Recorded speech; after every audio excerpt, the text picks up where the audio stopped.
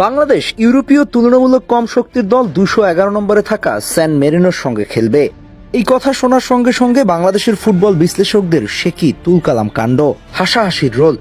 কিন্তু তাদের একটা সহজ প্রশ্ন করি, সবসময় র্যাঙ্কিং দিয়েই কি নিজেদের বিচার করি, নাকি আসল গল্পটা লুকিয়ে থাকে মাঠের পারফরমেন্স, উন্নতি আর ধারাবাহিকতায়?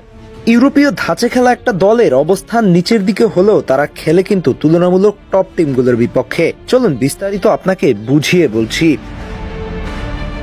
তবুও সান মেরিনোর ভৌগোলিক অবস্থান কোথায় জানেন আপনি? এটি ইতালি দ্বারা পরিবেষ্টিত উইফার অন্তর্ভুক্ত একটি দেশ। এক সময় তাদের সর্বোচ্চ র্যাঙ্কিং ছিল 118তম। বাংলাদেশ ফুটবল এখন ধীরে ধীরে একটা পরিবর্তনের পথে হাঁটছে।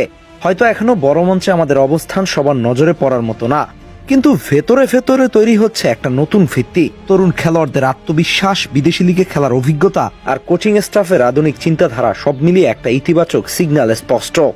স্যান মেরিনোর মতো দলগুলোর সাথে তুলনা টানলে অনেকেই হতাশার গল্প বলেন, কিন্তু বাস্তবতা হলো প্রতিটি দলের যাত্রা আলাদা। স্যান মেরিনো ইউরোপিয়ান কাঠামোর মধ্য থেকে নিয়মিত শক্ত প্রতিপক্ষের বিপক্ষে খেলে নিজেদের উন্নত করেছে। এই স্যান মেরিনো কিছুদিন আগে বসনিয়ার সাথে 1-0 গোলে হেরেছে। সেই বসনিয়া আবার কোয়ালিফায়ার ইতালিকে হারিয়ে এবারের বিশ্বকাপের টিকিট নিশ্চিত করেছে। ওয়ার্ল্ড কাপ কোয়ালিফিকেশনে স্যান মেরিনো বসনিয়া, অস্ট্রিয়া, রোমানিয়ার বিপক্ষে খেলেছিল।